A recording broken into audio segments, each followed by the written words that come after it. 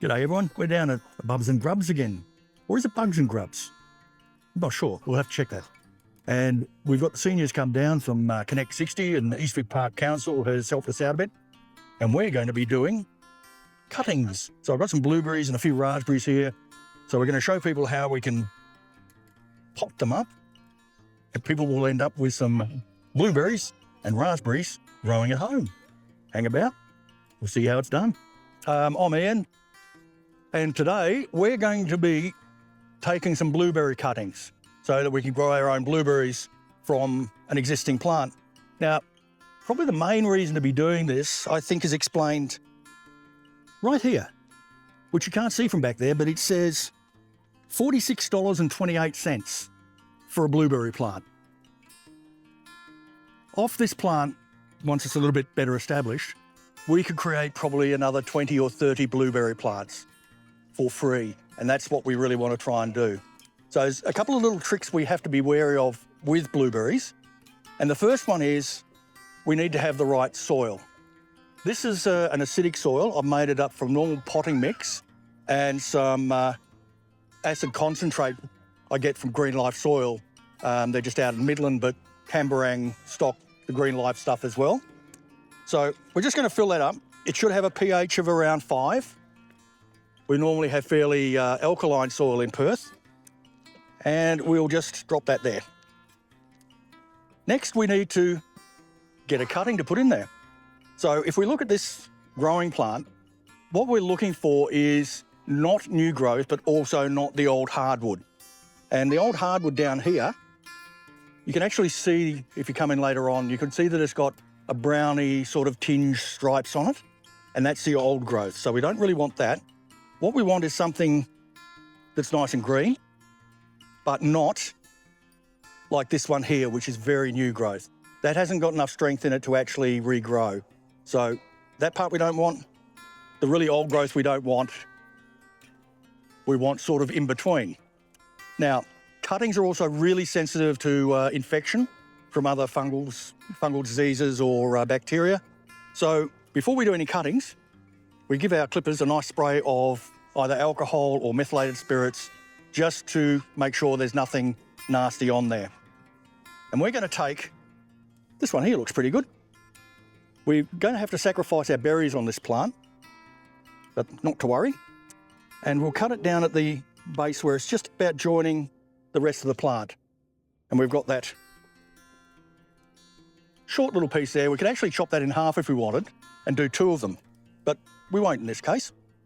We're going to dip the end in water.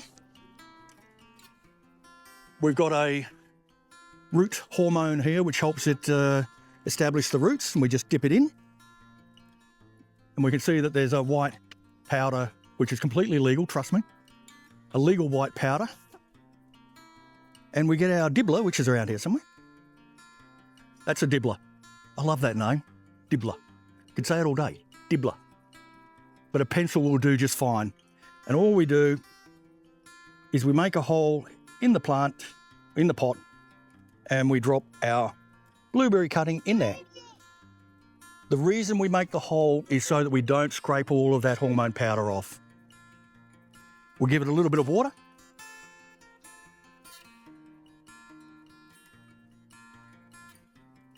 And we have a $40 blueberry.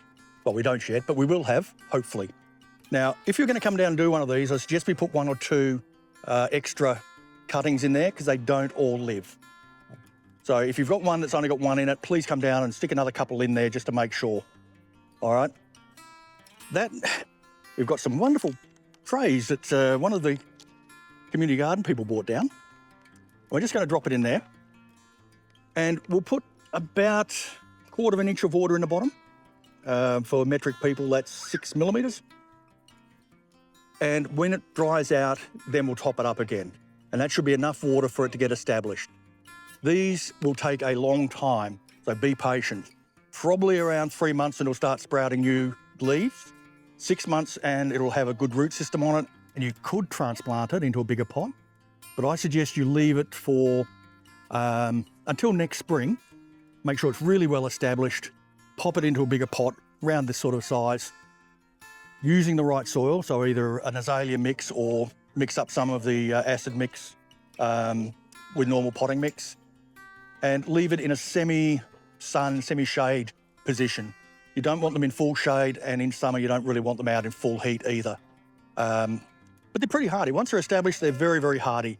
Fertilising, use azalea fertiliser or one of the acid-loving fertilisers. If you can find it, there's a liquid blueberry fertiliser you can get that's also very good.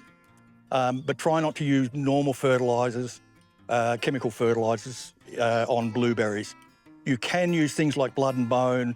It's good to give them a good mix of manure when you put them in the larger pots as well, and keep them well mulched, because they do dry out fairly quickly, as you can see by this poor little fella. He's dried out a little bit. So, if anyone wants to give it a shot, come down. If you want to add a couple more blueberry plants into your pots that you've already got, come on down and we'll get through and do it. I'd normally be doing them in spring. This is a little bit off, but they've still got some growing season to go, so they will grow through summer. You probably don't want to do them in midwinter because they just will rot in the soil before they start trying to grow. Yeah. I'll take that on this because I was wondering how long it would take. I would expect this is 2 years. Yeah. But again, it's been in a nursery in pots, so it's probably not as established as it could be. You never know how long it's been sitting at Bunnings, being watered badly and treated badly.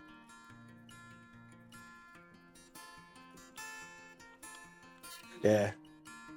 But mine that are a few years old are now, they're in 500ml pots, and they're like that sort of size. Yeah. And I'll cut them, pruning. It's an important part too. Pruning, you will only get blueberries on new growth. So when it comes to winter, trim it right back, probably to the width of the pot. Up to you, but again, I just go keep it sort of spherical. And then you'll get all this new growth coming out. When it's finished, cut it in half. Yeah, you don't want to cut more than half off. So, yeah, half is probably as much as you want to go. Yeah, that's because new growth. If you don't cut them off. I've also got some raspberries here, which you can do if you want. And these are incredibly easy to grow. Basically, if any of the branches touch the ground, they'll turn into a new raspberry plant. So never, never put them in the ground. They'll take over everything. This is a Williams raspberry. It fruits heavily, tastes nothing like the raspberries you get in the shop. It tastes like really strong raspberry. Absolutely magnificent. Can't bring myself to buy. Yes, yeah, but thorny. Yeah, the thornless ones don't tend to give you very many fruit. And I find the more traditional ones are much better tasting, fruit. But really easy to grow from cuttings. Very expensive to buy a raspberry plant, but excuse me. If anyone wants raspberries, I've got 6 or 7 different varieties. Excuse me. And my favourites are yellow. Yellow raspberries are really nice. But you can do some of those too, some of these. Fun after all Just that. Yep. Just fill it up. No. Do you have to do that completely? Here you go. Yeah. You can chop that one up. Oh, I'm not sure. I take the top off here. See how that's really new growth? Oh, right, So, yeah. no, go up a bit higher because that looks Now good. I've Yeah. left it. Oh, what is it? And I'd leave that whole leaf on because it's only small. Yeah. Okay, let's hold it. Sorry, which part am I supposed to chop? Okay, we can get 2 out of this because we'll plant that and we'll plant that. So if you chop it off here, Chop it off there. and that one can go straight in. Oh, and When the we've- powder and the Yeah, once you've done the powder and the that mix. the both in the Yeah, same. put them in the same one. There you go, chop the leaves all except that top one off. Yeah, that's confusing, hey? Because I would have. Oh, definitely. We dip the Hole in there. end of it in water Date on. Yep, that's just normal water. Yep. In there. and into the Oh, it must cutting mix. Yeah. And then, sorry. Yep, and that goes in the hole. Oh, I see. So And that way we're not rubbing all the rooting hormone off the So And that then- goes into the hole. Yep. Then backfill. Yep, backfill. Carbon. That's it. First then. Right. And tip a little bit of water into. And what does the rooting hormone? Does it, What does the rooting hormone do? so, yeah, progress. And we'll put a couple of holes in. One there, The other and one there. Thank you. That's it. Now just push all this soil in around it. Do I put a bit You'll of drop a water bit. on this? Yep, Okay, I'll find a bit of water. here. I'll fill this up in a sec. I was just going to go to... Do you want me to fill it up for you? Oh, if you wouldn't mind, yeah, that'd be great. Oh, I don't mind. And there we go. Sorry?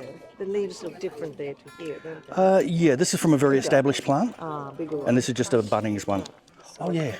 Yeah. Excellent. The day.